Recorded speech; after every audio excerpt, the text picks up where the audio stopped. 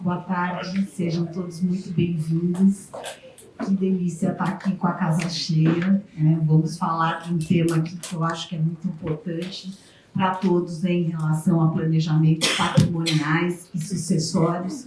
Um tema bastante quente, que todo mundo fica o dia todo perguntando aqui para a gente. Então, achamos por bem trazer os especialistas para uma conversa e vocês poderem interagir com eles. Então, eu gostaria de apresentar, primeiramente, o escritório de advocacia Regina Beatriz Tavares da Silva, que é uma sociedade de advogados desde o início de 1980.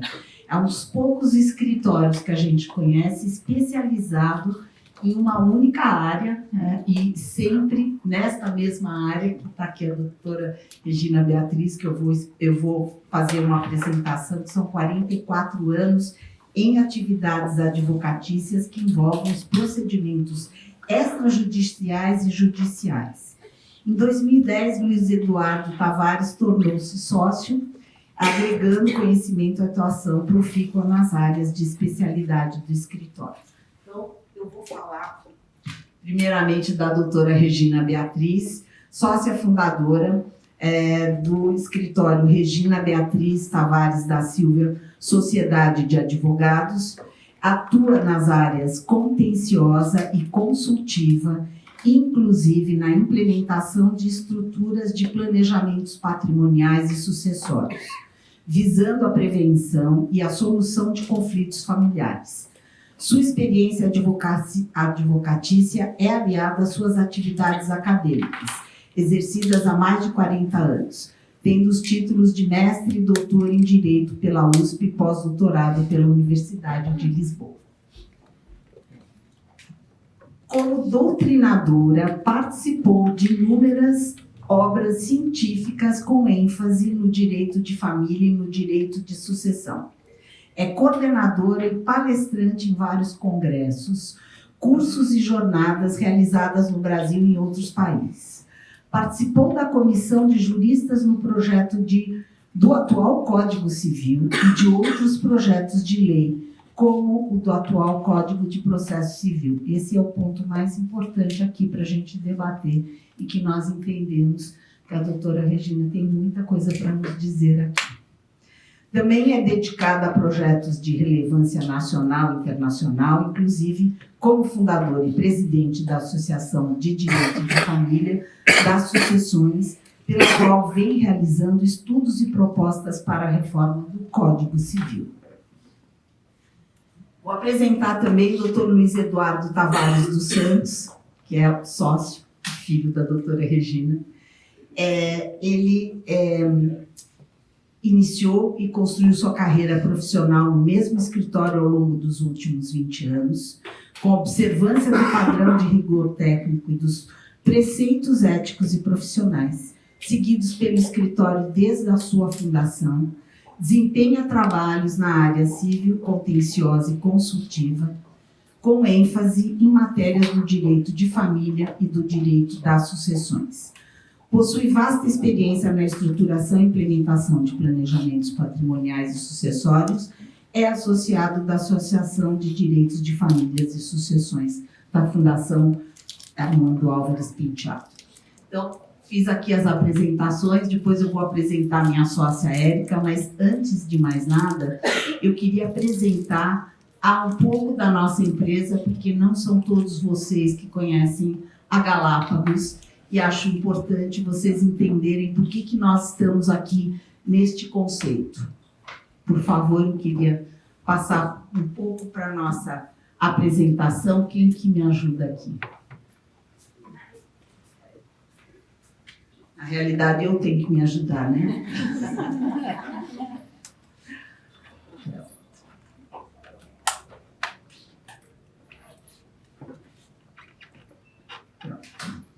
Eu queria só brevemente falar que nós temos na Galápagos Capital 3 unidades de negócios.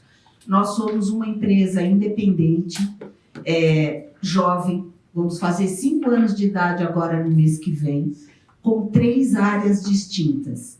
banco de investimento, onde nós temos uma área de fusões, aquisições e emissão de dívida, uma gestora, uma asset management, onde nós fazemos gestão de fundos, de produtos líquidos e líquidos, e a nossa área, que é a área de wealth management, onde nós cuidamos de pessoas físicas e famílias em 3 segmentos. O cliente digital, que é o cliente self-service, os clientes pequenos que eles entram pelo aplicativo e eles têm uma plataforma onde fazem seus investimentos. Os clientes de alta renda, onde eles estão numa fase de acumulação de patrimônio, e nós temos um vasto número de investimentos, os nossos advisors os orientam para crescerem o seu patrimônio. E nós temos a área de multifamily office, que são os patrimônios maiores, onde nós precisamos ter várias soluções que não só a gestão dos ativos financeiros e cuidar do patrimônio como um todo e pensar nesta sucessão de patrimônio para a próxima geração. Então, hoje nós estamos falando do Multifamily Office, motivo pelo qual nós estamos com esta apresentação que nós faremos aqui na sequência. Só falar um pouquinho de números nossos, né? Hoje nós administramos um pouco mais de 21 bilhões, temos mais de 50 mil clientes, estamos com 418 profissionais, temos presença local em 8 cidades e temos presença internacional com escritório em Miami, onde a gente faz gestão de ativos, somos uma estrutura formal, e temos uma estrutura formal na Suíça, onde já estamos lá há praticamente 17 anos. Essa área de Multifamily Office, ela chega na Galápagos no ano passado. Nós éramos Thaler, uma empresa independente, um Multifamily Office de 19 anos aproximadamente, e nos juntamos a Galápagos como uma sociedade, um partnership, onde, na realidade, somos uma empresa hoje com várias empresas que se juntaram com o objetivo de atender famílias, pessoas físicas e pessoas jurídicas. Então, a nossa motivação nesse movimento foi poder atender melhor todos os nossos clientes. Nós usamos os grandes bancos, a gente não é banco, né? Nós temos um modelo, na realidade, de disrupção, porque nós fazemos tudo que os bancos fazem sem sermos bancos. Mas os bancos são nossos grandes aliados e nossos grandes parceiros, Itaú, Bradesco, Santander, XP e BTG. Os nossos clientes escolhem aonde eles desejam ter os seus ativos, da mesma forma como no mercado internacional, JP Morgan, Citibank, Morgan Stanley, UBS, Crédit Agricole, são parceiros nossos, bancos aonde os nossos clientes podem escolher e ter suas custódias. Então, nós acreditamos que o trabalho conjunto sempre é melhor, né? E nossos diferenciais, eu vou passar aqui rapidamente, assim, por sermos uma estrutura independente, por termos todas as áreas, a gente consegue realmente prestar um serviço muito bacana para os nossos clientes. E eu vou apresentar aqui a área de Wealth Planning. Eu vou pedir para que a Érica, que é a nossa sócia, e que nos ajuda junto aos nossos clientes em relação às estruturas, eu acho que eu vou chamar vocês. Posso chamar vocês para estarem aqui conosco? Por favor, Regina, Luiz Eduardo, Érica. Eu só vou fazer as apresentações, porque quem vai fazer a mediação é a Érica, e ela vai falar um pouquinho do Wealth Planning que nós temos na Galápagos, né? E depois entrar com a apresentação com vocês, tá bom? Fiquem à vontade. Boa noite. Boa tarde. Boa tarde. Prazer estar aqui com vocês. Eu vou tentar falar rapidamente para vocês, para quem não conhece ainda a Galápagos bem, o que a gente faz dentro dessa área de wealth planning, que atende, enfim, todo o segmento de wealth management, mas especificamente ao pessoal que está dentro do family office. Então, eu gosto muito de mostrar dessa forma. Esse slide, para mim, é bem explicativo de como é que a gente vê uma família quando a família entra dentro do nosso family office da Galápagos. Na verdade, eu falo família porque eu não falo cliente, né? Porque o cliente, ele é a família, né? Então, você tem estruturas totalmente diferentes, é casado, é separado, tem filhos pequenos, tem pessoas que moram fora do país, tem outras jurisdições. Então, existem muitas particularidades numa família, né? E a gente gosta de abraçar aqui toda a família para fazer uma análise bem aprofundada sobre as necessidades do cliente. Então, a gente gosta de olhar a família. Nós olhamos também os investimentos. E aí tem uma questão interessante, que normalmente quando enfim, o cliente ou a família busca uma instituição financeira, né, um family office, ele está muito preocupado com a parte dos investimentos que são os seus investimentos financeiros, né, os investimentos líquidos.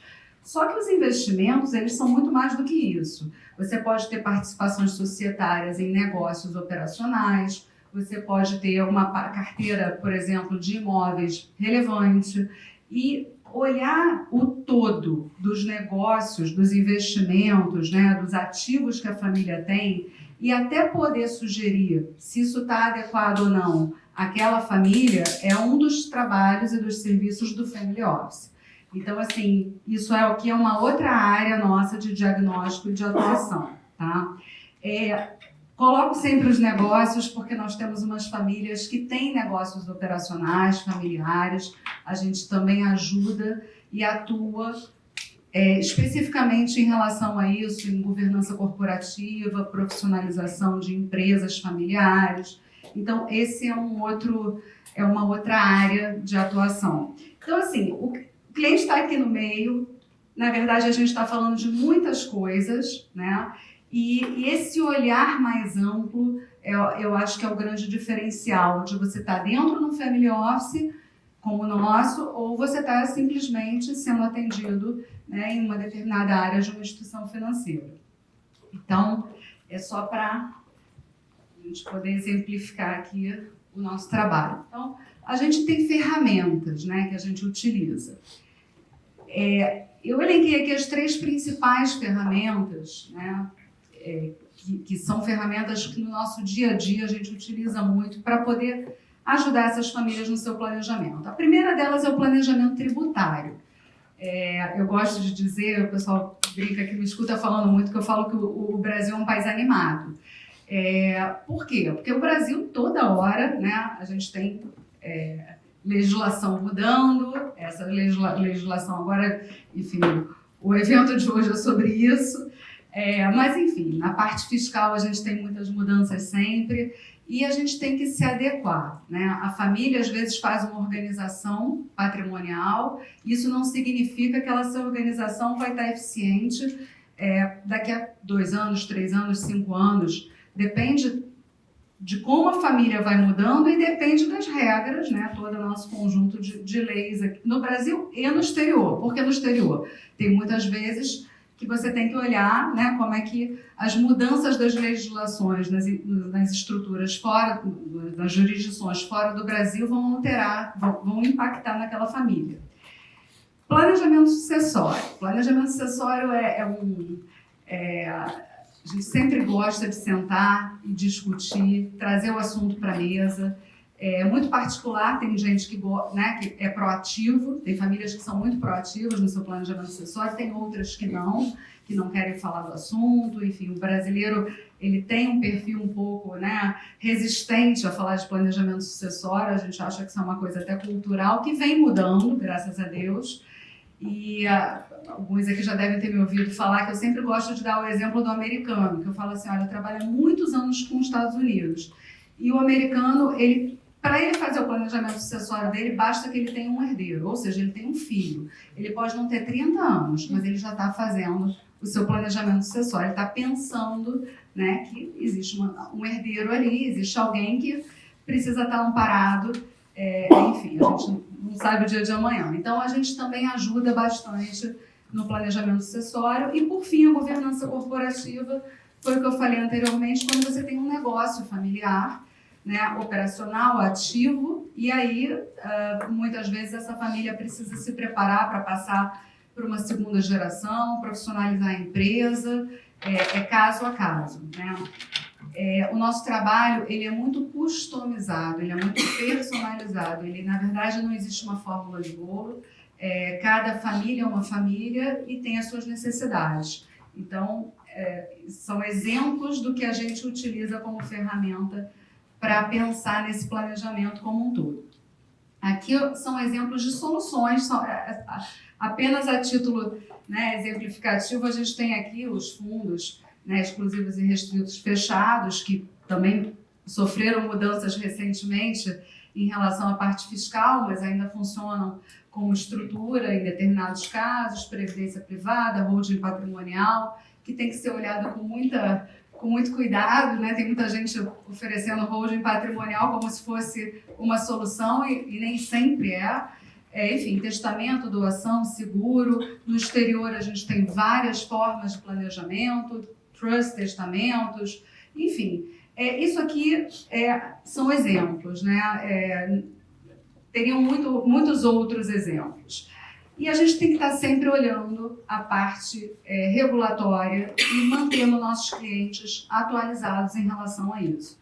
Então, o trabalho nosso enfim, está acompanhando as mudanças, está informando nossos clientes, está sendo proativo com relação à proposição de mudanças e de adequação de estruturas. E a gente conta com os especialistas, né, os nossos advogados parceiros, que, obviamente, são trazidos aqui hoje, enfim, toda vez que a gente precisa entrar com algum tipo de execução, né, de estrutura, a gente sempre vai contar com escritórios de advocacia, enfim, de contabilidade, representação de empresas no exterior e por confiança, escolhendo de forma super isenta, sempre alinhado com o cliente. Então, trouxemos hoje esses dois grandes especialistas. Eu só queria fazer uma apresentação rápida sobre a área de Wealth Planning e vamos entrar no que interessa, que enfim, o assunto hoje existe esse anteprojeto, né, de mudança do Código Civil. Isso afeta diretamente toda a parte de planejamento familiar, né, enfim, sucessório. E aí eu vou deixar a doutora Regina e Luiz Eduardo conversarem com vocês sobre as maiores mudanças que podem acontecer.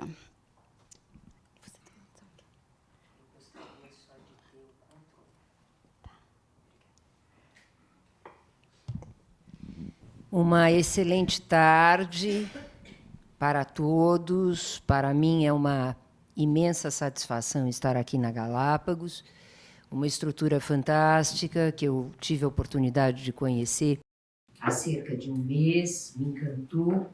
Recebi um convite da Mari e imediatamente conheci a Érica, juntamente com o Luiz Eduardo, que, como já sabem, é meu filho, e prontamente aceitei com muito prazer e muita honra esse convite, que agradeço mais uma vez. E a ideia que tivemos, eu e o Luiz Eduardo, é de falar não só do planejamento sucessório, né? Começarmos por algo mais agradável, ou quiçá até desagradável, dependendo da situação de cada um, né? Que é o que eu chamamos de planejamento patrimonial. Então, dentro do planejamento patrimonial, nós temos que começar por aquele primeiro brinde, o champanhe mais chique, né? Que um casal de namorados faz para concretizar um namoro sério, ou quem sabe as flores, não é? que o namorado manda para a namorada, já com um anel de brilhantes de preferência, né? Ficaria ainda mais bonito, né? Mas que sejam essas flores que efetivamente concretizam uma relação de namoro sério. Pode parecer exagero nós começarmos pelo namoro, uma relação afetiva que não gera efeito jurídico algum, que não tem nada mais do que carinho, paixão, alegria. Vocês vão ver que é necessário, sim, planejar desde o namoro por causa da nossa legislação, que é uma legislação que não é adequada na matéria de união estável, que é exatamente o que está ali na tela. O Código Civil em vigor e na reforma ou futura reforma, nesse projeto que ainda é um anteprojeto de Código Civil, que é o que tudo indica se transformará em projeto, porque é o que pretende o presidente do Senado, o senador Pacheco, nada muda nessa regulamentação. Mas vejam como ele é aberta, como ele é frouxa. Entidade familiar com convivência duradoura, pública, contínua, de um homem e de uma mulher, aí leia-se 2 homens ou 2 mulheres, pela interpretação do Supremo Tribunal Federal, estabelecida com o objetivo de constituição de família. Então, não tem prazo mínimo de duração, não tem o requisito da convivência sob o mesmo teto, da unicidade domiciliar, e pergunto, Luiz Eduardo, namorados, têm convivência duradoura, pública, contínua, né? Podem ter o objetivo, dá confusão ou não dá confusão? Sim, dá muita confusão, né? A relação de união estável é uma relação que pode muitas vezes se assemelhar à relação de namoro nos dias atuais, porque não é incomum as pessoas comungarem do mesmo imóvel, realizarem viagens juntas, compartilharem despesas, mas que não necessariamente desejam a constituição de uma entidade familiar, né? Podem até desejar no futuro, mas não no presente. E o problema está na confusão do presente, né? Sim, sem dúvida. Sem dúvida.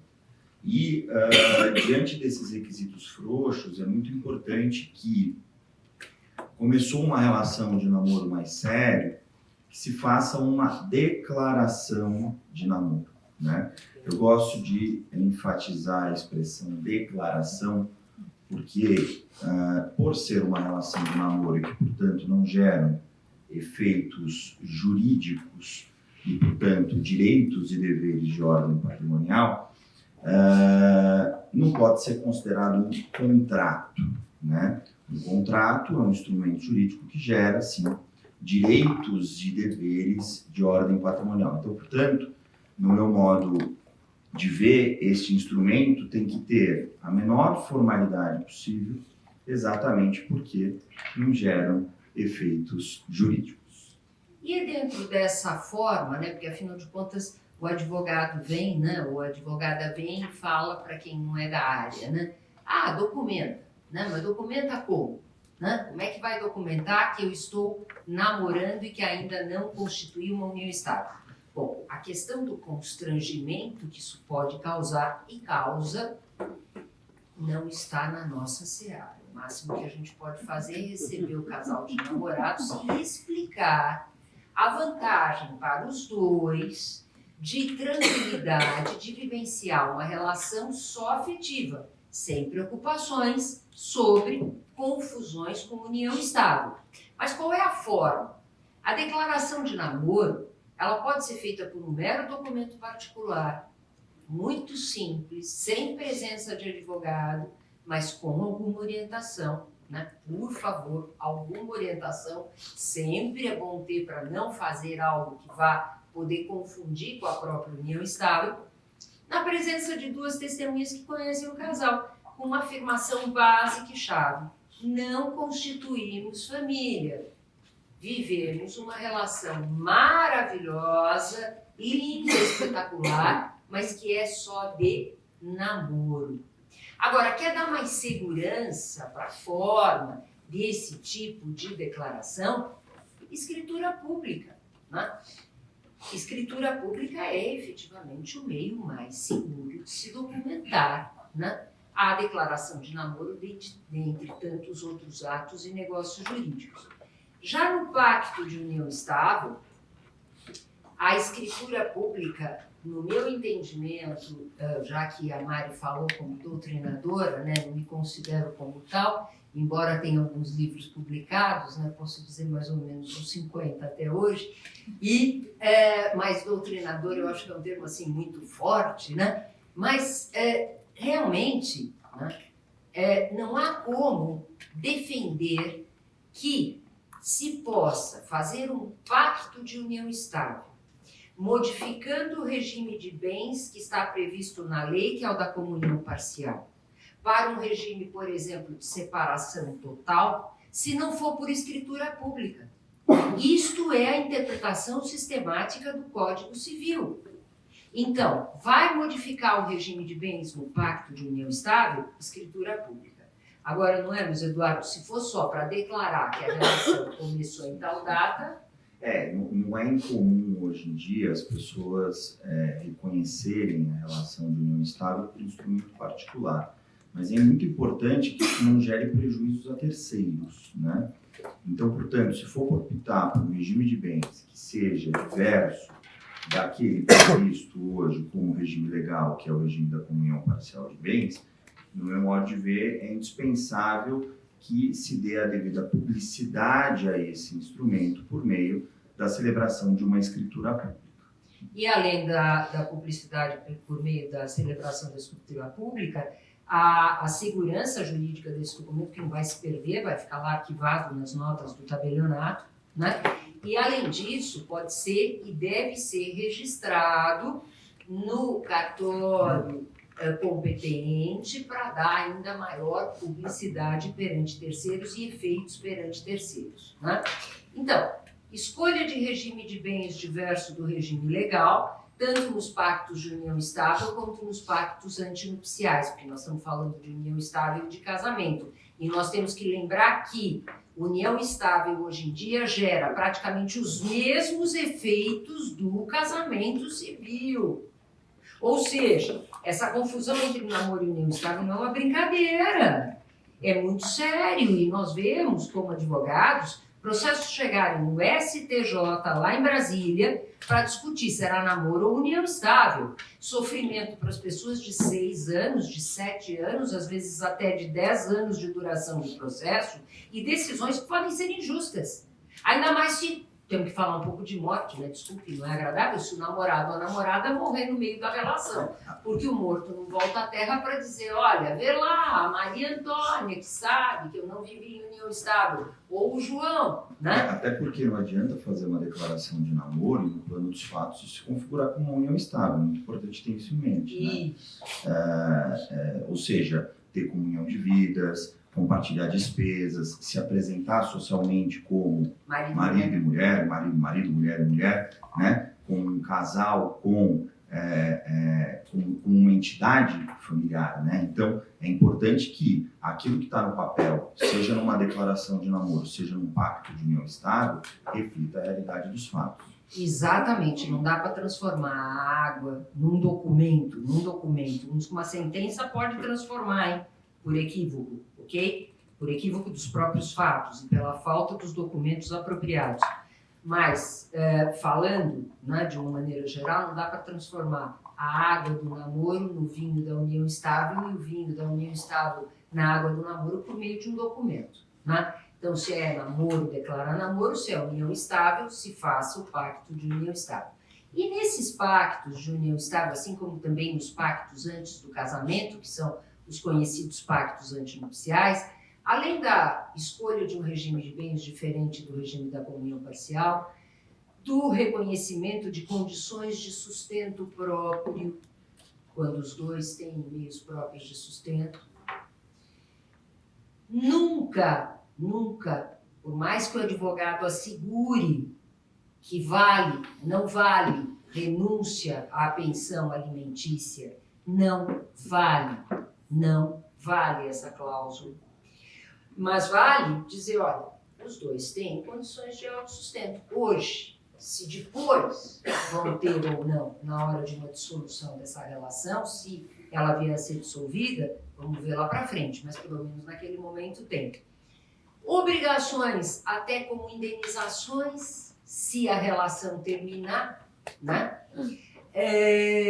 Prestação compensatória, não é, Luiz Eduardo? Sim. Prestação compensatória tem sido cada vez mais comum no direito brasileiro, especialmente para resolver eventuais desequilíbrios financeiros que possam ocorrer na constância de uma relação, quando, um exemplo,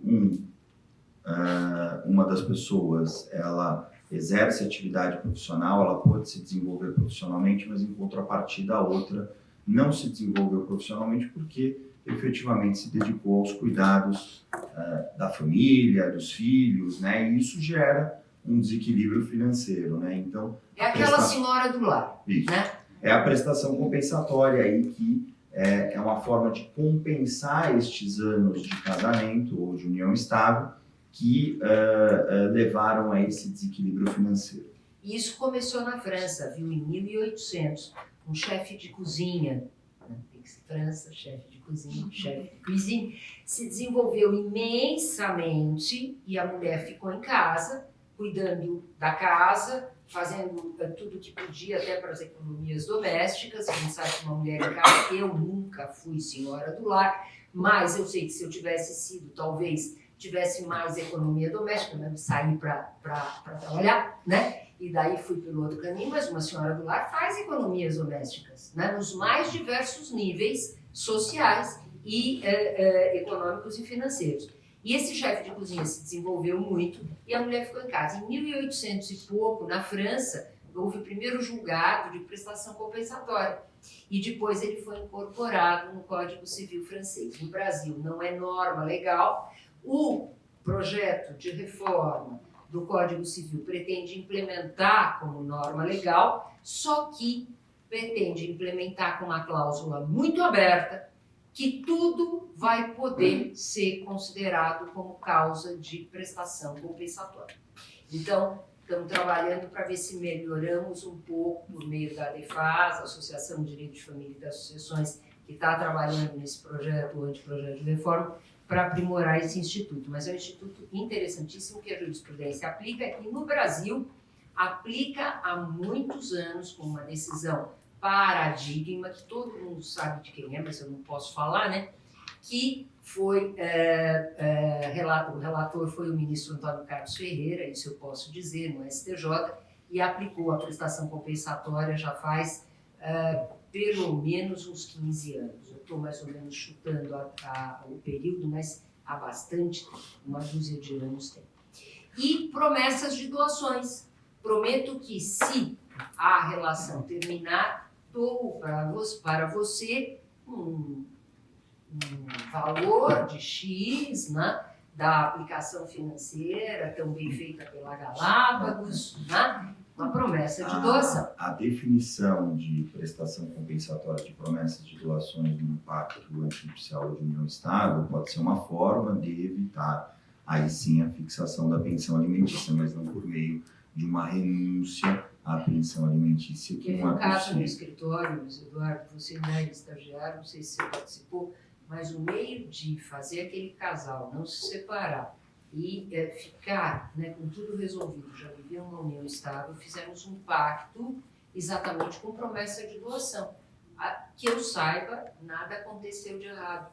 Se conciliaram, porque era a insegurança da mulher em relação, né, a um regime de separação. Se houvesse a separação, como é que ela ficaria numa época em que sequer ela era herdeira necessária, como nós vamos ver daqui a pouquinho. Critérios para o pagamento. Quer falar? Não, eu ia falar que justamente esse documento, né, é extremamente flexível, é isso que vocês estão colocando. E cada vez mais vai ser importante. Bom, eu estou me antecipando aí com as mudanças que vão ocorrer em relação Exatamente. a você poder, né, a obrigatoriedade ou não, enfim, do companheiro ou cônjuge ser Sim, incluído no rol de herdeiros necessários. Exatamente. E critérios para o pagamento da pensão alimentícia, por exemplo, em caso de pagamentos diretos, né, ao invés dos depósitos bancários, regras sobre a administração do patrimônio, utilização de bens comuns se houver a dissolução, o que faz com a casa de praia, o que faz com a casa de inverno, de passeios, né, no mês de julho, de férias, né, o que faz com a casa de campos, lá no Alto da Boa Vista, né, ou em Laranjeiras, né? O que vamos fazer se houver essa dissolução? Né? Vamos dividir a casa ou vamos regrar o uso da casa? Isso também pode ser feito num pacto. Sobre início da vigência do regime de bens, na união estável, um casamento, não há a menor dúvida, né? Começa a vigorar o regime de bens quando as pessoas se casam. Mas na união estável tem aquele requisito de que a relação seja duradoura, que por uma praxe se considera mais ou menos 2 anos. Então, se a relação ainda não é duradoura, não durou 2 anos, na minha opinião, no meu modo de ver,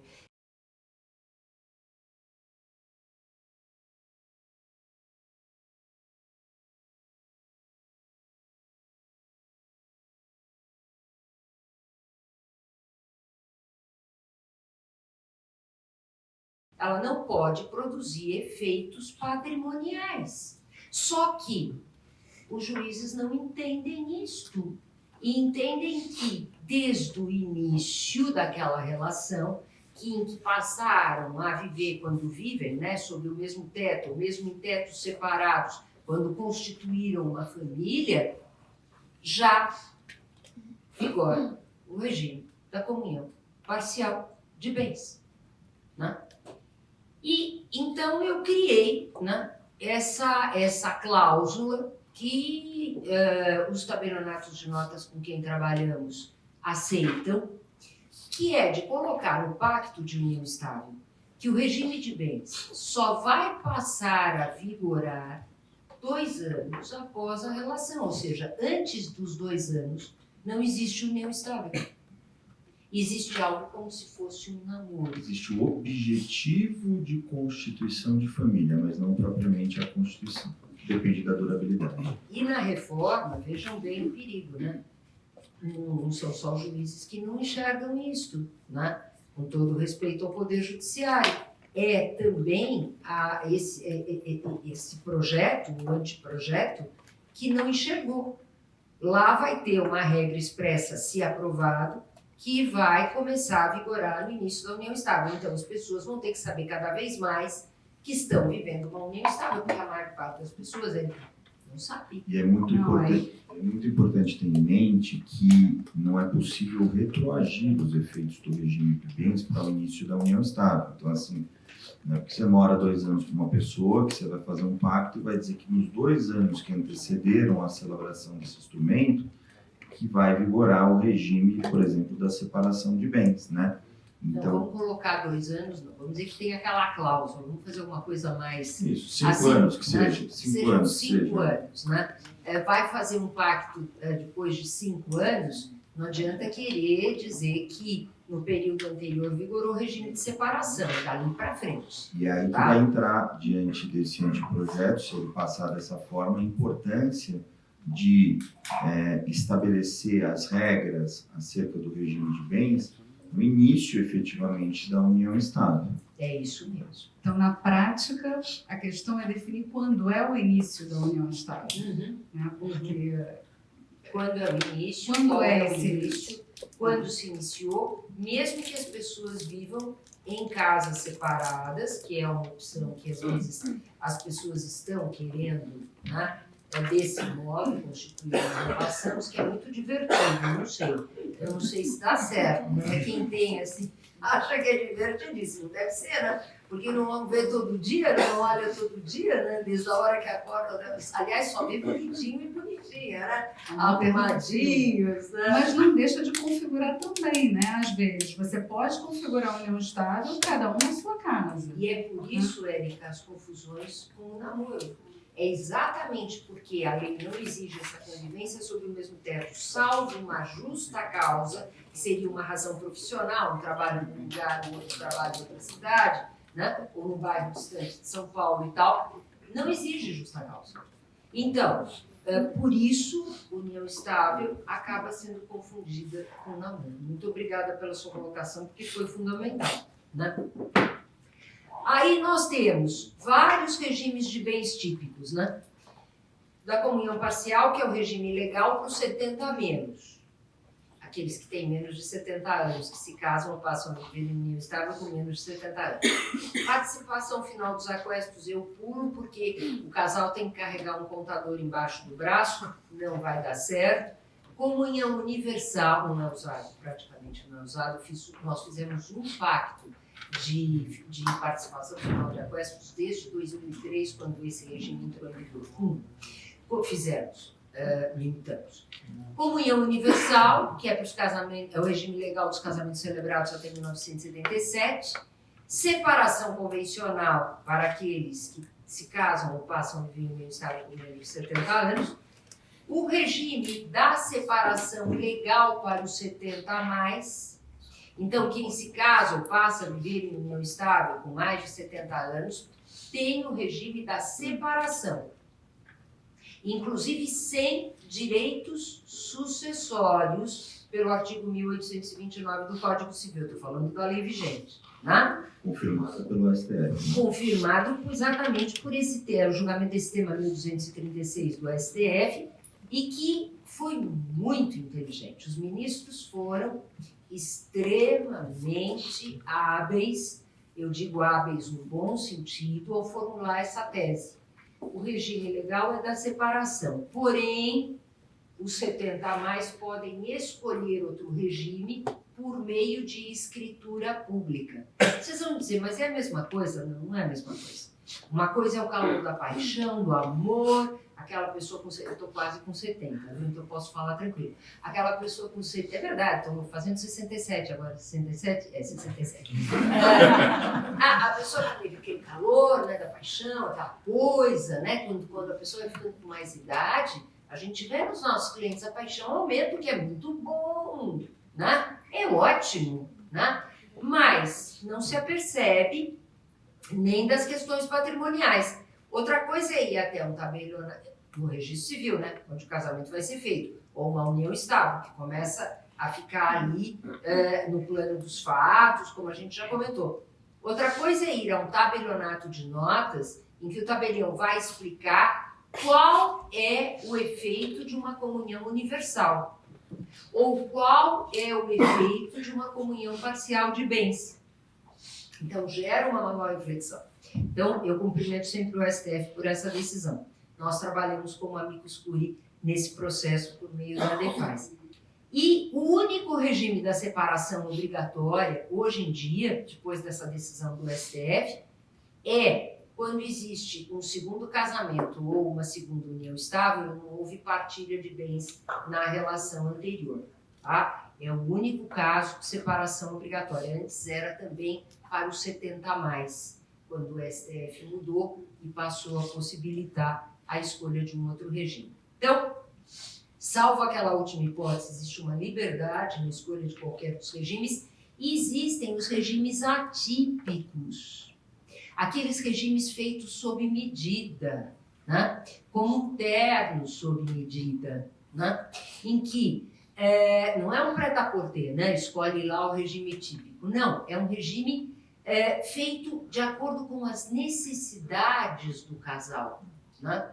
E aí, Luiz Eduardo, eu preciso indicar um regime de bens típico, sim, né? é necessário indicar o regime típico que vai prevalecer com a exceção de uma determinada circunstância. Então, por exemplo, definir o regime de separação de bens, mas estabelecer que uma determinada conta bancária, o saldo ali existente, De preferência vai ser, de sempre na Galápagos. isso, determinado saldo em conta bancária, que vai ser dividido, né, a razão de um percentual a ser definido no pacto antinupcial. Seja mais bonzinho, não Meio seja a meio, vai. ruimzinho, meio a Ou um meio. determinado imóvel também, né? Pode ser um determinado imóvel também, que vai vai ser considerado comum, independentemente do regime principal, né, o regime que vigora efetivamente na relação.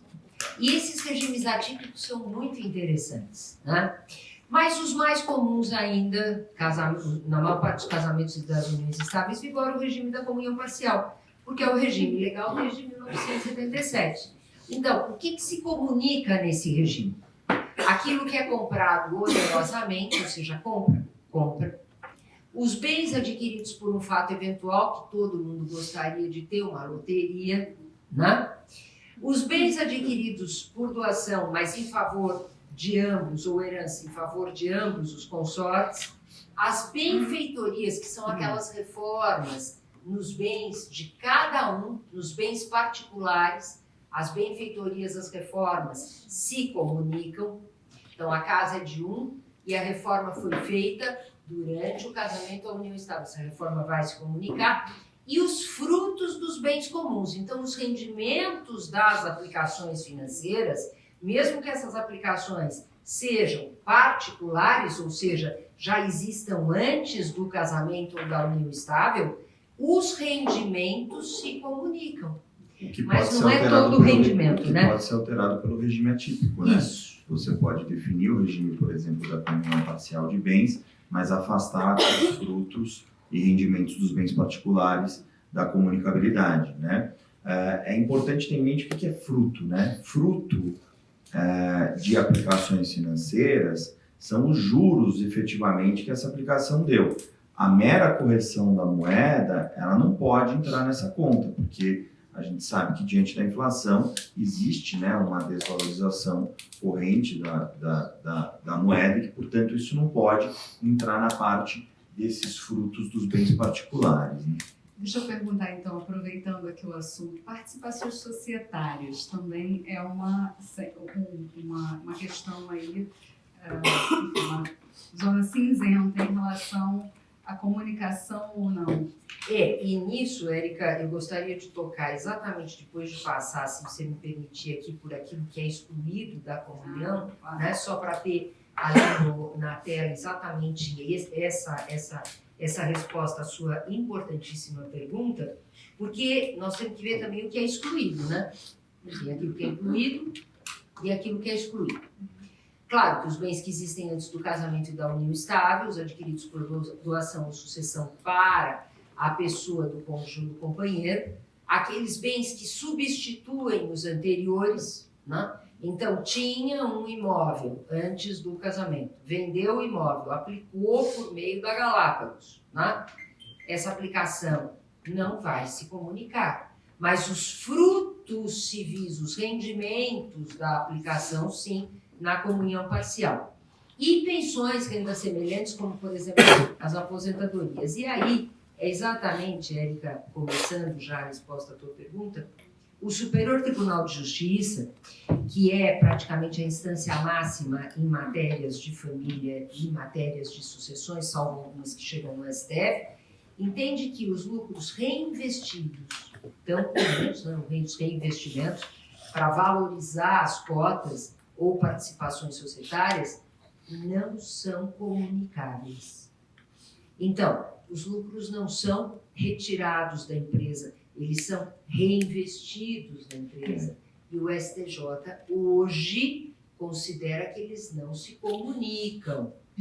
Justo ou não, é assim hoje em dia. E tendo uma empresa anterior ao casamento ou união estável pelo regime da comunhão parcial de bens, a valorização desta empresa não se comunica desde que não haja um aumento da quantidade de cotas ou ações detidas pelo sócio, né, ou acionista. Então, este aumento que é citado em relação ao artigo 1659, também, mesmo que tenha sido realizado na constância da relação, ele não se comunica, porque foi feito por intermédio de lucros reinvestidos na sociedade. E se é justo ou não a posição do STJ, é essa a posição do STJ. Então, mas está lá em Brasília, meu processo vai começar em primeira instância aqui na comarca de São Paulo, no Foro Central. Mas uma hora ele pode chegar em Brasília, né? Então, a gente tem que sempre estar nos planejamentos, pensando nisto e num pacto atípico, de um regime de bens atípico, isso também pode ficar resolvido, né? Já para dizer, os lucros reinvestidos não se comunicam, ou os lucros reinvestidos se comunicam, né? Já pensou, um dos cônjuges tem lucros e ele está próximo da separação, ou pelo menos está pensando, já não estou mais gostando, né, do outro cônjuge e tal, né? O que eu vou fazer, né? Como é que eu vou fazer? E ele começa a reinvestir a maior parte dos lucros, né? Então, é algo bastante complexo, é muito bom regulamentar. Na futura reforma do Código Civil, Érica, vão se comunicar as remunerações e os salários, mesmo que estejam ainda na fonte pagadora. Hoje, as remunerações e salários não se comunicam, só se comunicam quando vierem para aqui, para Galápagos. Por exemplo, o PLR, né? O PLR proporcional do ano da separação, e que vai ser só recebido no ano subsequente, né? Essa parte da remuneração que hoje é afastada pela regra legal, ela vai passar a se comunicar na proporção do tempo que o casamento durou.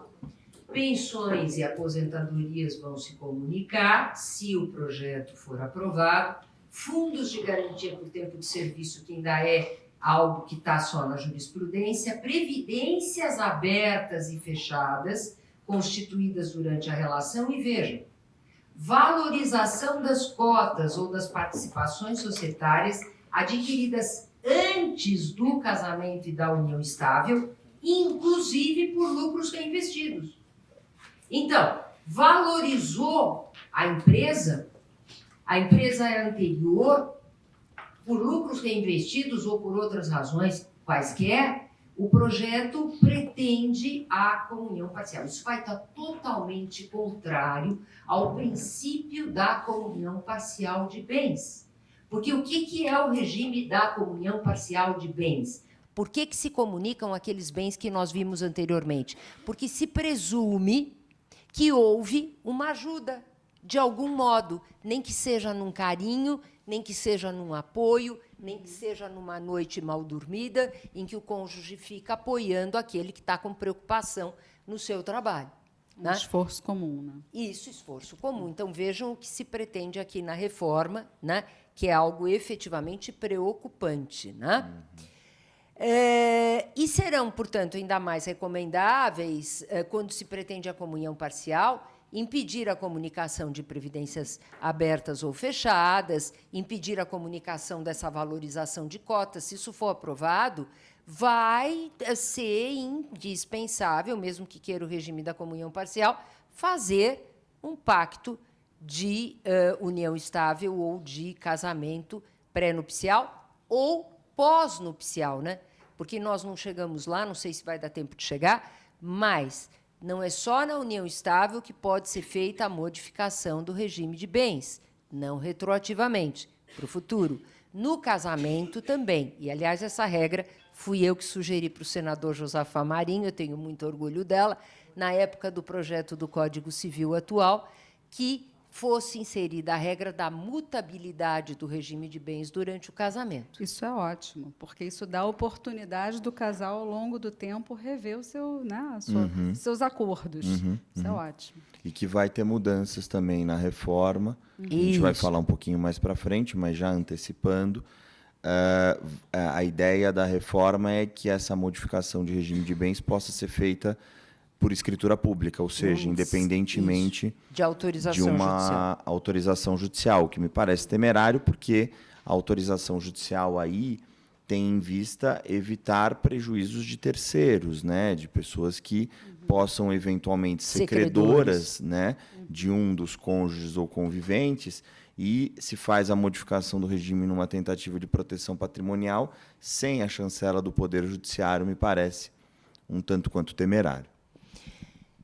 Regime de separação de bens, todo mundo sabe o que é, se separa tudo na dissolução em vida, né? Na dissolução em vida. Porque na dissolução por morte no casamento não existe essa separação total, nós já vamos chegar lá, prometo. Tem duas espécies, a convencional e a obrigatória, que nós já vimos. Uma coisa que, via de regra, né, pelo menos os nossos clientes sempre chegam, né, desconhecendo totalmente, e é um perigo. Sociedade de fato no regime de separação de bens. A jurisprudência brasileira considera que, se ficar provado que o cônjuge ou convivente contribuiu diretamente com capital ou trabalho na atividade do outro para aquisição de bens que ficam em nome do outro, é cabível a atribuição de direitos, como se fosse uma partilha, àquele que contribuiu.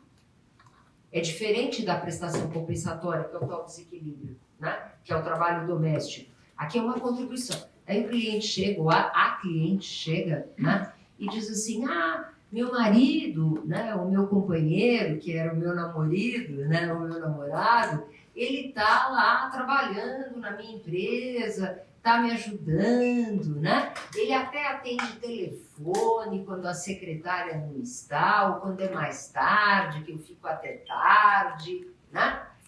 Isso pode configurar uma sociedade de fato.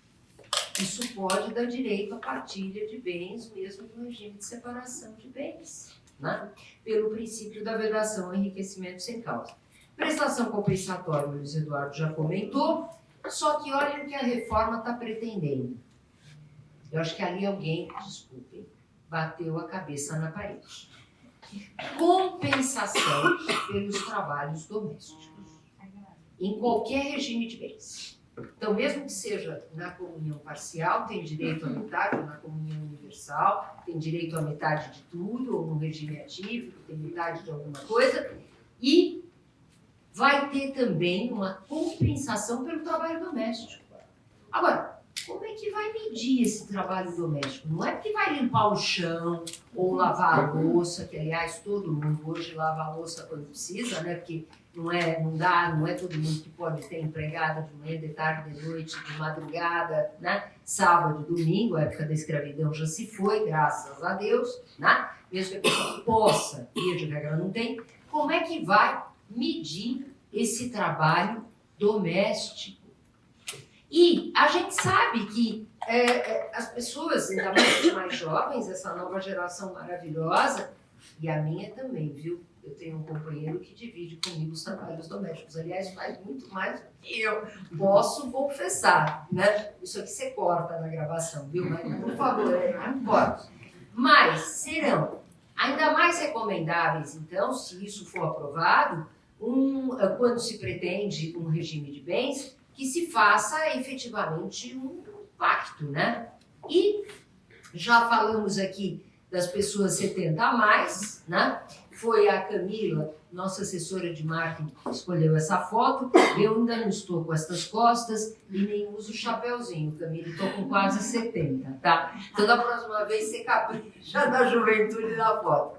Já comentamos sobre isso e temos que comentar que na reforma, Érica, pretende-se revogar esse regime legal da separação.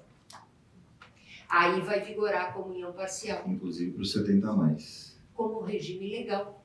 Passa a ser um regime legal, porque hoje o regime legal para os 70 a mais é o da separação de bens, a menos que eles decidam, por pacto, né, um regime alternativo. E isso é possível, o STF já concordou. E agora a reforma quer que seja comunhão parcial como 70 a menos. Né? Isso é uma desproteção à pessoa idosa, efetivamente é. O regime da separação é aquele que mais protege as pessoas, cada vez mais nós vemos a escolha, mesmo para quem tem 70 a menos de regime atípico ou de regime de separação total de bens, né? Então, imaginem para os 70 a mais, esperamos que essa proposta não passe. A mutabilidade do regime de bens já comentamos, né? E é interessante fazer, antes da apresentação ao juiz, hoje em dia, que possivelmente vai ser aprovado, vai ser só a escritura pública, mas vamos dizer hoje, porque não se sabe um projeto quanto tempo demora no Congresso Nacional. Hoje, vai querer uma modificação de regime de bens? Procura um advogado, especialista, faz uma minuta, pensa bem no regime, faz uma escritura no tabelionato de notas e apresenta o advogado por petição ao juiz. Facilita muito o processo da mudança de regime de bens, porque já teve uma escritura pública de um tabelião e o juiz fica mais confortável. Separação de fato, outro perigo com a reforma, viu? Atualmente, a separação de fato prolongada num casamento, porque quando é união estável, separou, acabou, ponto. É união de fato.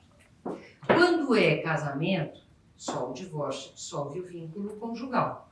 Mas as pessoas muitas vezes ficam separadas de fato, às vezes até por muito tempo. Então a jurisprudência passou a considerar no Brasil que mesmo que não tenha uma medida judicial de separação de corpos, na separação de fato prolongada, existe a cessação do regime de bens, os efeitos do regime de bens da comunhão, no caso, óbvio, né? Na reforma, outra vez alguém bateu a cabeça na parede, com todo o respeito, porque só a separação de fato já vai cessar. Então, imagine, comunhão de vidas, casamento, mas de repente brigam, né? A mulher sai de casa, eu sempre dou exemplo ao contrário, viu? A mulher sai de casa, né? Normalmente é o homem que sai de casa. A mulher sai de casa, fica lá 2, 3 meses fora e ela recebe belíssima verba honorária, ou um salário. Ganha na Mega Sena. Na Mega Sena, né? Aquilo que aconteceu durante uma separação de fato curta não vai se comunicar pelo projeto. Então, efetivamente, mas acontece que pode passar, por isso que é bom já alertar. Essas regras, elas são, no papel são ótimas, mas na prática, a comprovação desse tipo de coisa é inviável, né? Então... Pois é. E nós chegamos na parte que a Érica mais quer. Ela me pediu. E ela dizia, mas você não vai falar nisso, Regina? Que todos têm me perguntado, né? Porque é um assunto que mexe aí com muito planejamento, digamos assim. Vamos... Chegamos propriamente no planejamento sucessório, né? Tudo faz parte do planejamento sucessório, tudo que a gente está comentando, óbvio. Mas a sucessão, hoje em dia, com o entendimento do STF, que inclui o convivente e o companheiro, ou seja, a união estável, ela se dá nessa ordem. O companheiro e o cônjuge têm os mesmos direitos do filho. Então, meu companheiro teria, não fosse o planejamento que já fiz, obviamente, desde o amor, né? Teria os mesmos... Essa você corta também, vocês cortam. Não, estou brincando, ele poderia até aqui, né, Guinter? Ele fala isso abertamente, né, Guinter? Ele que conhece o Ricardo, é tudo muito aberto. E eu tenho um companheiro, meu companheiro, não fosse o planejamento que eu fiz, teria os mesmos direitos sucessórios do meu único filho. Dividiria meio a meio a herança. Com o cônjuge também, se não há planejamento, hein? Depois vem os ascendentes, ou seja, os pais, em concorrência com o cônjuge ou convivente sobrevivente, independentemente do regime. Eu só vou voltar um pouco lá para o companheiro, o cônjuge, o filho, né, fazendo aqui esse exemplo para ficar claro, né, porque isso sempre dá uma clareza maior. Salvo no regime da comunhão universal, porque aí obviamente não, já tem metade de tudo, da separação obrigatória ainda vigora para os 70 a mais, a regra, a reforma pretende fazer cair a regra também, e no regime da comunhão parcial, quanto aos bens particulares. Então, na comunhão parcial, aquilo tudo que é particular ou exclusivo do cônjuge ou do companheiro, integra a herança do autor da herança. Depois vêm os pais, em concorrência também, ou seja, pai e mãe herdam juntamente com o cônjuge ou o convivente, se não for um planejamento, e depois vem o cônjuge ou convivente se não tiver nenhuma das outras classes, né? E por fim, irmãos, sobrinhos, tios e primos. E nós temos hoje o herdeiro necessário cônjuge. Pessoa casada é herdeira necessária. eu te digo, quer casar? Casa, mas vai ter mais um filho. Tem um desembargador aposentado, que eu não vou dizer de que estado, que está atrás de mim que nem doido, porque é meu amigo, e ele quer que eu ajude por telefone o que ele vai fazer. Eu já falei para ele, vivi em união estável. E ele diz, não, eu quero casar, porque ela quer casar. Ela quer casar. E é desembargador, hein? Mas olha como o amor obnubila, né? A paixão, não é o amor, a paixão obnubila, né? Ele quer casar, eu estou dizendo, você vai ter mais uma filha, ele tem uma filha só, né? Então vai casar, vai passar a ter 2 filhas como herdeiras. Mas a união estável é equiparada, né? Então, Mas não nisso. Aí que está o erro, né? De muitos Explica que pra não gente. acompanharam o processo no STF sobre a equiparação dos efeitos sucessórios da união estável aos do casamento. Eu acompanhei diretamente, porque fui obrigada a isso como presidente da DEFAS e trabalhamos como amicus curiae nesse processo. E trabalhando nesse processo, é nos embargos de declaração que a DEFAS interpôs, assim como um outro instituto interpôs também, cada um numa posição, e nós fomos vitoriosos, que se esclareceu que é apenas esta ordem de vocação hereditária, nesta ordem de vocação hereditária, que é aquela ordem que existe se não houver planejamento, que existe a equiparação. O companheiro ele pode ser excluído por testamento. O companheiro ou a companheira pode ser excluído, ou também não precisa ser tão ruimzinho assim, né, Luiz Eduardo? Ele é mau, viu? Ele é mau, não é mau, não, ele é muito melhor do que eu. Pode ficar com uma parte, né? Vamos dizer, então, Constou comparativamente. expressamente dessa decisão dos embargos de declaração que a equiparação se limita ao artigo Apenas. 1829 e que eventual discussão sobre 1845, portanto, dá o direito à herança necessária, teria que ser objeto de um outro recurso. Então, diante dessa interpretação... Vejam o que falou, acho que eu fiz bobagem aqui, né? Eu acho que você tirou da apresentação. Mas eu tirei da forma de apresentação, vê se ajuda aí. Voltando, mas deixa eu explicar um pouquinho, né, sobre isso.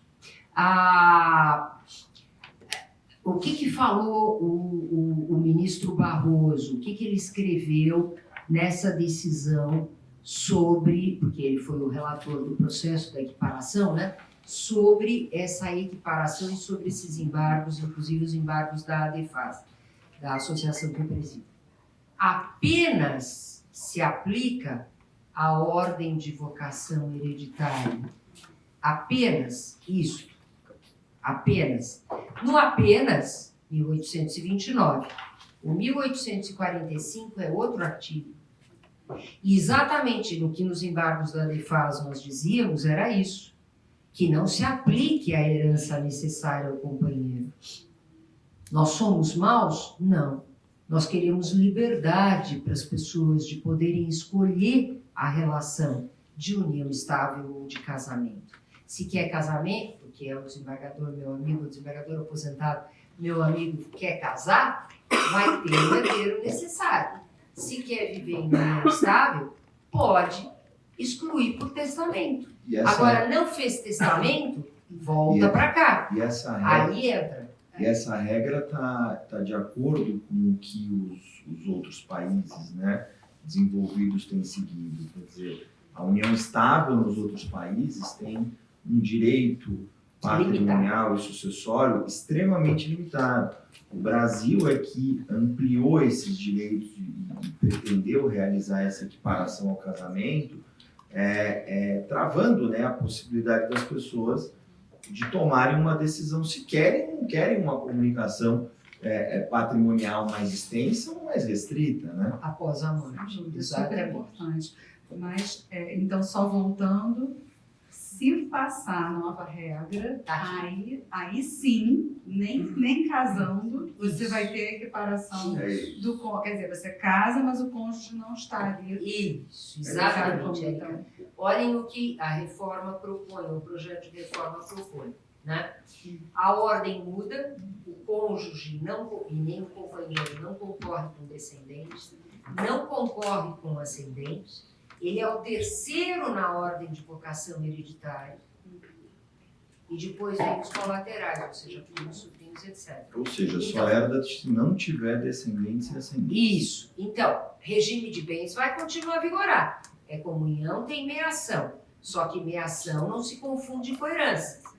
Em termos de herança, não vai ter mais direito hereditário e sai do rol, tá vendo ali, Érica? Dos herdeiros necessários. Ficam só descendentes e ascendentes no 1845. Aí não vai ter a menor dúvida que, diante desta posição de que o convivente em união estável hoje já não é herdeiro necessário, diante da reforma que se pretende, nem o cônjuge será mais herdeiro necessário, poderá ser afastado ou mantido por testamento. Mas com nessa direitos ordem, sucessórios. né? Nessa ordem. Então, tem, meu caso, tem um companheiro, né? Tem um filho.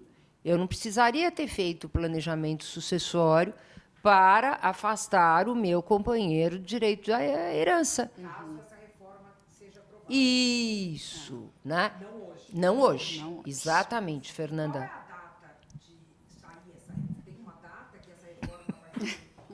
A gente tem assim, julho. É o que todos Olha, querem saber. Fernanda, esse é o grande ponto de interrogação. O projeto de Código Civil de 2002, o projeto de Código Civil de 2002 durou cerca de 20 anos de tramitação no Congresso Nacional. Só que eram outros tempos. O senador Pacheco quer aprovação no Senado desse projeto para esse ano, porque como ele vai sair do Senado em janeiro, também corta, viu? Ele quer ser o pai do Código Civil. Não precisa cortar, não, porque eu falo isso para todo mundo. É pai do Código Civil. Né?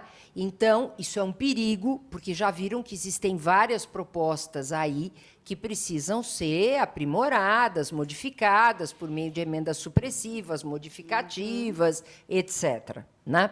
Então, Fernanda, se o senador tiver força suficiente para aprovar esse projeto nesse ano, vai para a Câmara. Indo para a Câmara dos Deputados, aí não se sabe quem será o presidente, né? Porque também o Lira vai sair.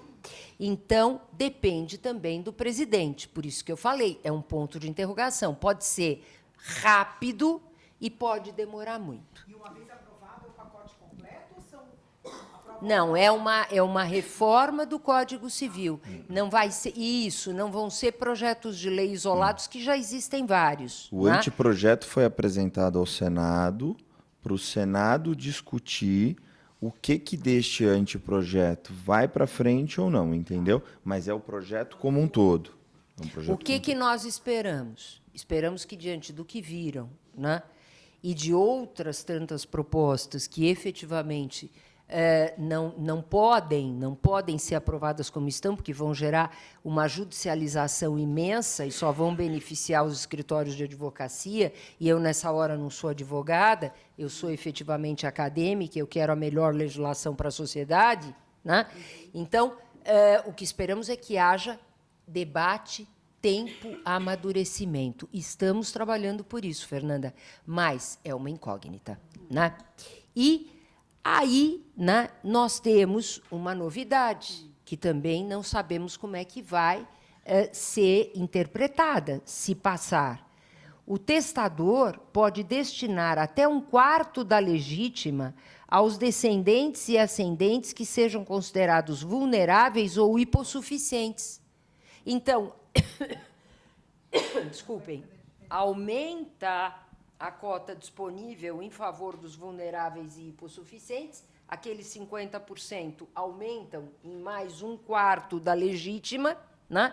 Isso significa um aumento, uma ampliação da cota disponível em favor dos vulneráveis e hipossuficientes, e diminui a legítima. A disponível passa a ser de 62,5% da herança, ao invés de 50% no final do dia, é isso. Eu agradeço, porque eu sou péssima em matemática. Vocês viram que, nessa hora, eu 50 evitei mais falar 1/4. o número. Diga.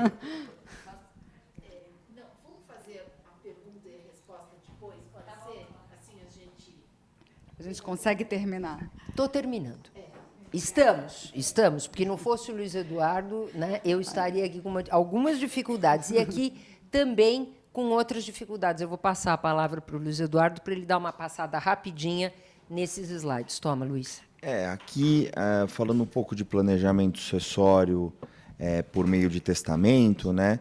Tem que sempre ter muita atenção que o testamento, em regra, você pode dispor da parte disponível da herança, ou seja, daqueles 50% que o testador pode deixar para quem bem entende. Agora, tem muita gente que gosta de indicar bens específicos para compor a parte legítima da herança. Isso é possível?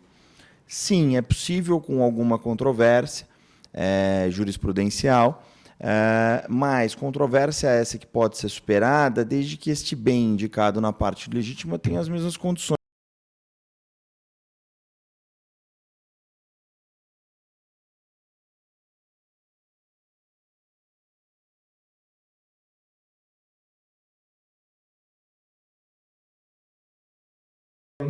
Dos outros bens que compõem a parte disponível da herança, né?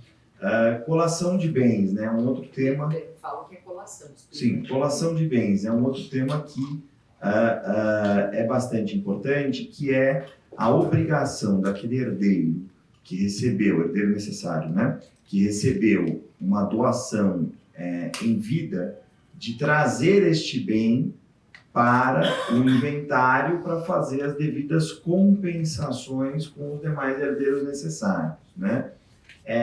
Tem que ter muita atenção também para a questão do cálculo dessa colação, né? Como que se faz esse cálculo, né? Por exemplo, uma empresa, né? Você recebe participação societária em vida, né?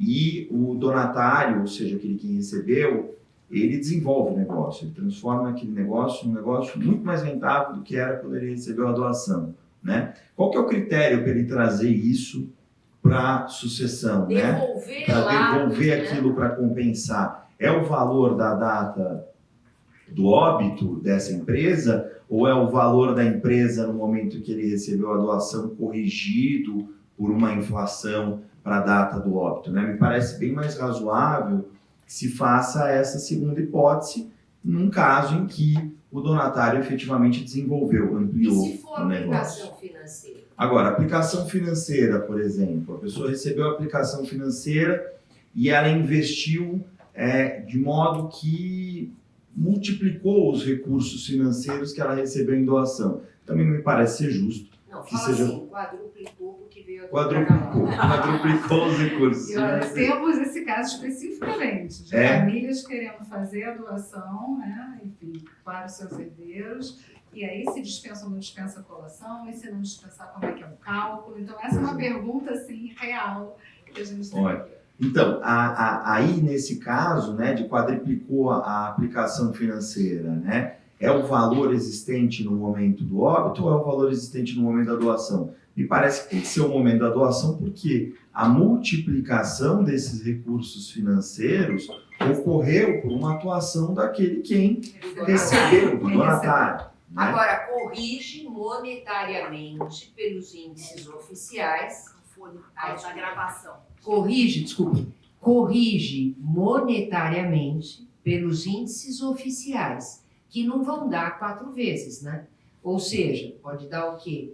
Pelo índice oficial uma vez, metade, depende do tempo, do período, né, da economia, né? Então, corrige, mas não ao ponto, né, da habilidade daquele donatário de ter vindo a Galápagos e ter feito uma belíssima, né, um belíssimo planejamento financeiro e aplicações as melhores que podia fazer. Imóveis também é sempre um ponto de interrogação, né, de como é que faz esse cálculo, né? Por exemplo, a pessoa recebe doação um imóvel, ela vende esse imóvel, transforma em dinheiro, essa aplicação se transforma em um valor muito superior do que seria o imóvel, né?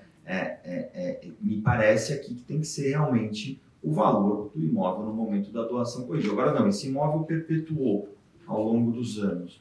No momento do falecimento, esse imóvel ainda existe, mas ele valorizou porque construiu-se benfeitorias ao redor desse imóvel por qualquer razão, aí tem que ser realmente o imóvel no momento do óbito, porque não foi uma atuação daquele donatário em desenvolver aquele patrimônio, né? Em transformar ele num patrimônio mais rentável ou valorizado, né?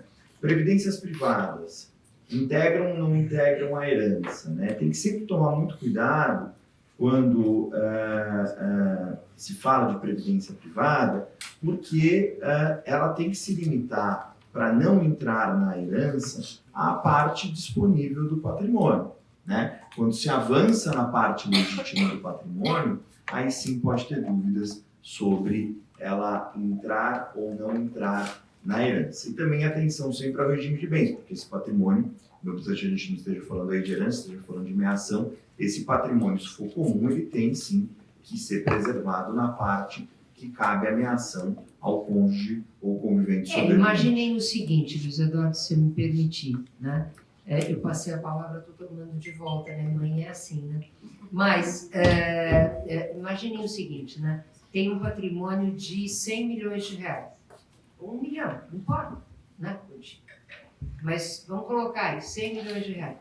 Coloque em previdência privada e em previdência privada com beneficiário, um dos filhos, tendo 2 filhos, porque não gosta muito do outro filho, gosta mais daquele, acha que o outro é a ovelha negra da família, esse daqui é aquele que contribui, que colabora, que às vezes até paparica, né? Então, eu sou muito verdadeira nas coisas, né? Então, tudo isso, né, que pode acontecer, né? 100 milhões. Pega em previdência privada, beneficiário, a ovelha branca da família, né? Isso vai ter recomposição.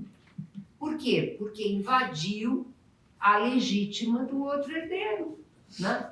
Então, tem que ficar dentro da cota disponível à previdência privada, tem que ficar dentro dos 50%. Desculpa, Luiz. Falando rapidamente de curatela especial, são para aqueles casais que são divorciados, aqueles pais que são divorciados, né? E que não querem que, numa hipótese de falecimento, o ex-cônjuge ou ex-convivente venha administrar o patrimônio do filho comum quando ele é menor de idade, né? Então, é possível fazer a nomeação de um terceiro para a gestão desse patrimônio até ele completar 18 anos, e depois dos 18 anos, na parte disponível da herança, também é possível a nomeação de um gestor desse patrimônio e de um conselho, às vezes, né, com várias pessoas para gerir esse patrimônio, especialmente quando é um patrimônio de maior vultuosidade. Conversamos com a Mari naquele almoço tão simpático que ela nos ofereceu aqui, exatamente sobre isso. Poderia ser, lembra-se que nós conversamos? Poderia ser, por exemplo, nomeado gestor do conselho aqui da Galápagos, né? É perfeitamente possível, é perfeitamente válido, mesmo após a maioridade do filho, não é isso? É isso aí. Quer passar? Esses 2 outros assuntos, legado à alimentar e legado de quitação, são menos relevantes. Eu fui avisada para o pessoal aqui que Tá a gente, acabando infelizmente, está acabando o tempo, mas a gente quer abrir ainda para pelo menos 1 ou 2 perguntas, porque temos um coquetel ainda depois para receber. Oh, que coisa! Deixa eu só ver uma coisa.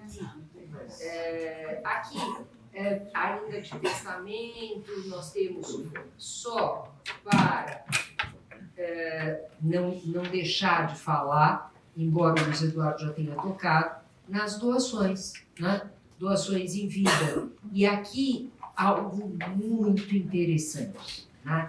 Que é a possibilidade de, voltando, de conservação, não é, Luiz? Pode explicar, por favor? Fazendo a doação para um filho das cotas sociais e reservando-se o usufruto, pode reservar para o usufrutuário os direitos políticos e econômicos, não é isso? Sim, sim, reserva de direitos políticos e econômicos, que é sempre muito interessante, porque quando se faz a doação com reserva de usufruto, o usufrutuário, em tese, só tem direito à parte econômica, à parte dos frutos dessas cotas sociais, né?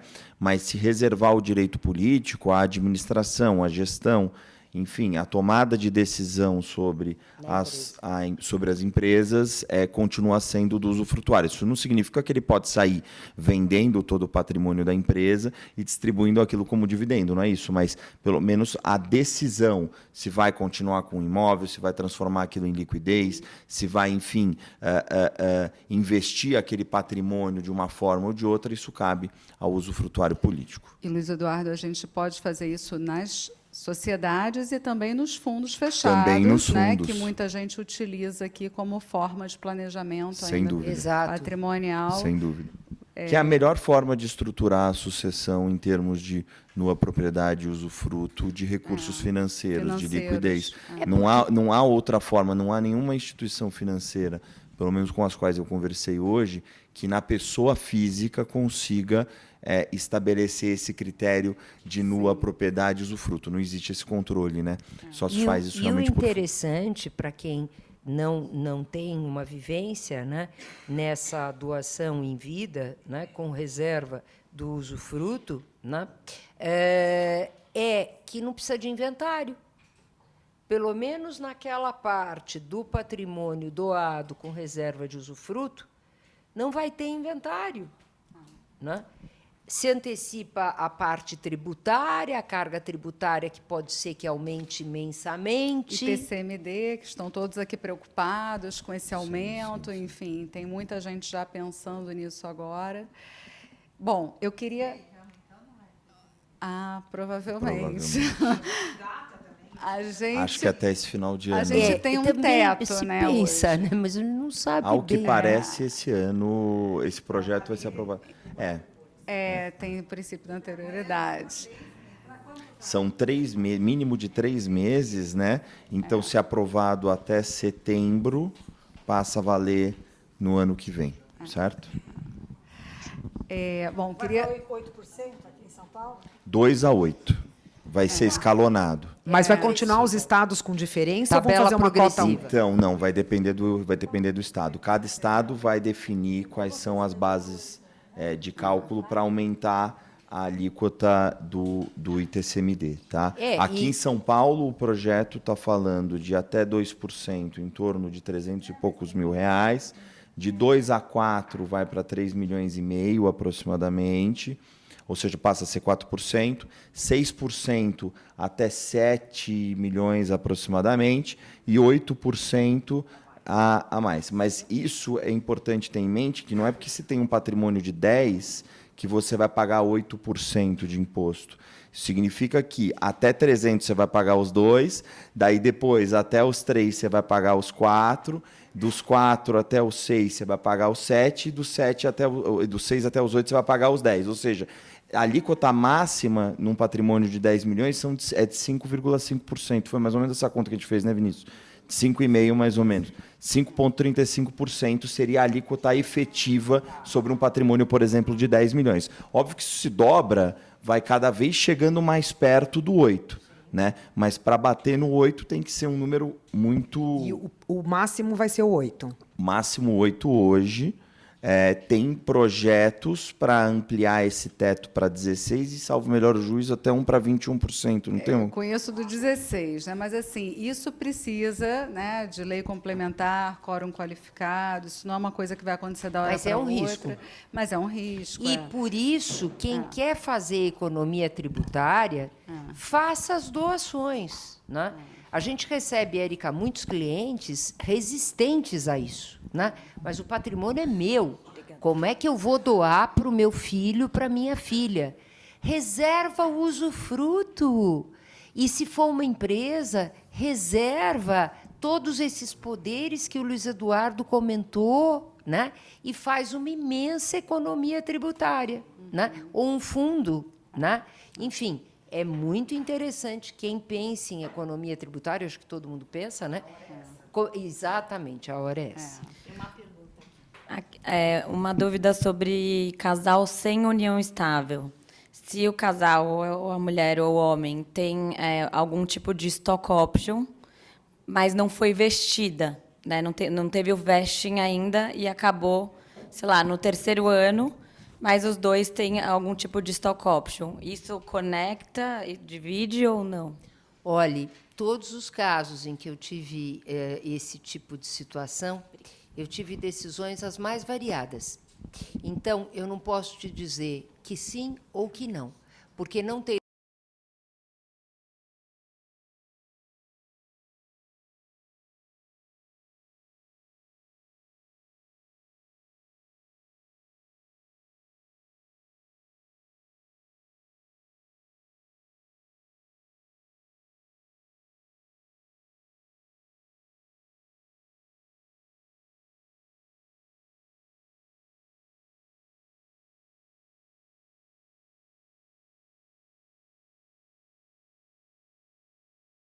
jurisprudência firmada sobre stock options e existe posicionamentos diversos, né?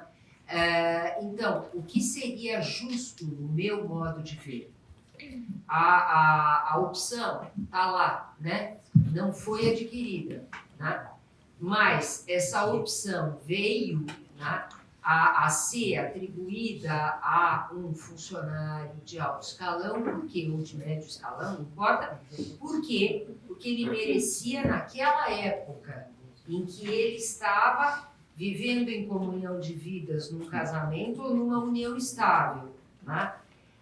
Aí ele vai exercer a opção lá separado, já separado, né? Eu acho que se ele recebeu essa opção ou ela recebeu essa opção enquanto estava em comunhão de vidas, teria que ser feita alguma conta para que o cônjuge ou o companheiro tenha direito.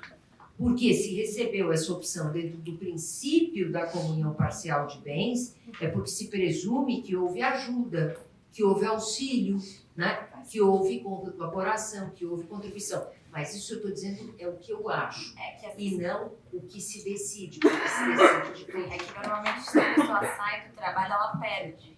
Sim. Né? Então você talvez daria um valor e a pessoa vai perder, porque não necessariamente ela vai conseguir. Exatamente. Às vezes até pela falta de preenchimento das condições para recebimento, né, das ações, você às vezes não cumpre isso mesmo depois de terminar o relacionamento. Quer dizer, como é que vai fazer uma conta disso do período do casamento? Pode ser que as condições para recebimento dessas ações surgiram depois do término da relação, né? Então, e aí, a ação, a variação do valor, né, não quer fazer, né, a aquisição porque o valor está muito embaixo, enfim. Mas é bem complicado isso, é bem complicado. Eu vou abrir para mais uma pergunta. Eu sei que a gente poderia ficar aqui noite adentro, porque assunto não falta, mas infelizmente, eu vou ter que abrir para uma última pergunta e aí depois a gente vai para o papel. Já que é a última, eu vou fazer duas. Na mudança de regime do casamento, vai pagar o ITCMD? Parece que ia ter uma mudança. E a outra pergunta é, na separação total, estou falando tudo do novo Código Civil, na separação total, quando morre, ainda é o herdeiro ou vai mudar também? Na separação total de bens, você fala na separação convencional ou dos 70+? Convencional. Convencional. É herdeiro, mas naquela ordem, né? Vamos voltar um pouquinho. Se não tiver é sempre bom ter a regra, tá? Os filhos nessa ordem. Então, se tiver filho, lembra que eu dei o exemplo? Eu tenho um companheiro, eu não fiz planejamento sucessório nenhum, mas eu tenho um filho. Ele é, não meu companheiro. Isso é o que a reforma propõe. Isso é. Esse é o anteprojeto, que talvez vire projeto e daí reforme o Código Civil. Tá? Hoje em dia, né, concorre, né? Se não fizer o planejamento.